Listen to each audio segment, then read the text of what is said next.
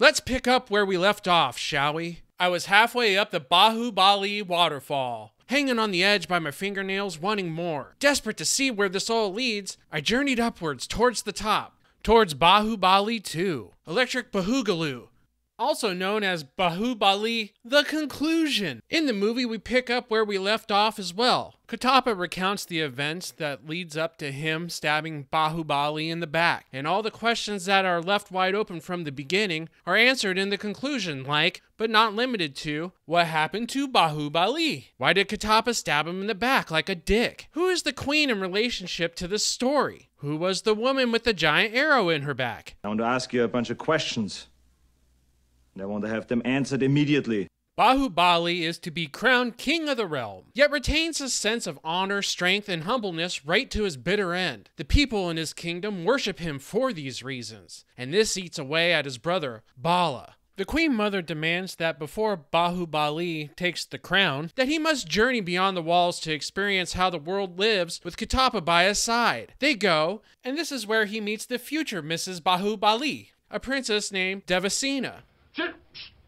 It's terrible! She has beautiful eyes and her hair smells like cinnamon! In an effort to court her, Bahubali humbles himself as a peasant. When bandits attack her escort, she comes out swinging. She's not going to take this crap. Off in the distance, Bahubali and Katapa join the fight by defeating a group of bandits hiding in the bushes to be the second attack wave. When Bahubali and Katapa return, the princess accuses them of hiding behind women during the fight, so she demands they get some training in her palace. Oh yeah, Bahubali would love to train his sword all up in her palace. Back inside Bahubali's kingdom, Bala and his father get word that Bahubali is falling in love with the princess. When he sees a picture of her, he's enraged by jealousy and envy. He tells his mother that he wants her to be his bride, forcing the Queen Mother to send a letter to the princess that she is to be married to Bala, a letter which Devasena disrespectfully declines. And when I say disrespectfully, I mean it was so bad you could practically see the steam shoot out of the Queen Mother's ears and nose.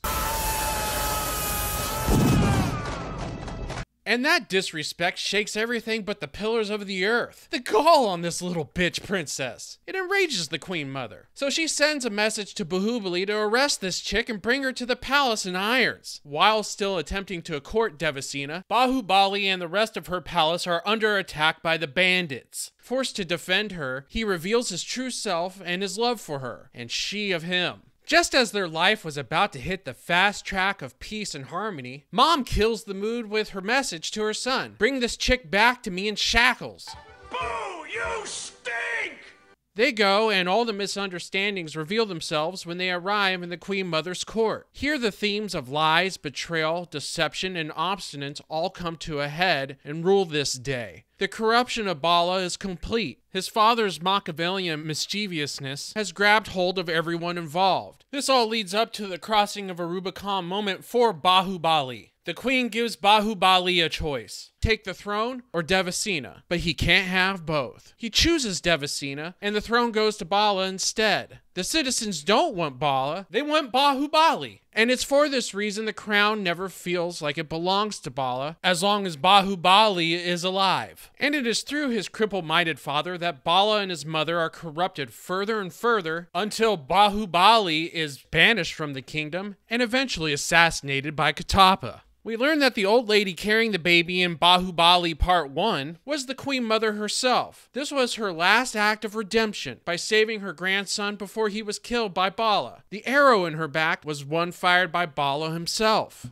In bird culture, this is considered a dick move. Katapa wraps this history lesson, and Sivu decides right then and there he's going to avenge his father and take what is rightfully his, the throne, setting up the Royal Rumble for the ages. Like Part 1, the last half hour of Part 2 is devoted to an extended battle sequence, and while both are great in their own ways, the battle in Part 2 is better because of just how much more personal it is with everyone involved. And while Bahubali beats the hell out of his uncle with the very chains that shackled his mother makes for a very poetic moment, the conclusion ends with such brilliance due to the fact that it was all set up from the beginning. Most of the conclusion is leading up to Bahubali's death. And while the conclusion was a satisfying tale of power, corruption, revenge, and redemption, I wanted more of Sivu's growth from orphaned child to Avenger. That said, when we get back to Sivu's portion of the story, it does not feel rushed or contrived. He is, after all, his father's son, and it's time to kick ass. How do they kick ass? By launching themselves over the castle walls like a missile. That's how. Absurd? Sure. But you've already bought into this level of absurdity if you made it this far. SS Rajamouli has no limits when it comes to his action sequences, and we are thankful that he sets them up this way. I couldn't help but think his style matches that of, say, the movie 300, where a perfect blend of history, fiction, and fantasy play out in the most absurd ways possible, but it works because of the setup. There is enough imagery in here that will tickle all your funny bits inside your eyeballs. Like the moment where Bahubali, while saving Katapa from incoming bandits, knocks over a flaming dead tree that's also filled with dead bodies. Did I mention it's on fire because it was struck by lightning? Go suck an egg, Thor. There are also these little touches in the action that really made you feel the violence. Like when Bala hammers his beach ball-sized mace down on Sivu's shield so hard, the bridge under his knee cracks and the water below rushes outward in a wave.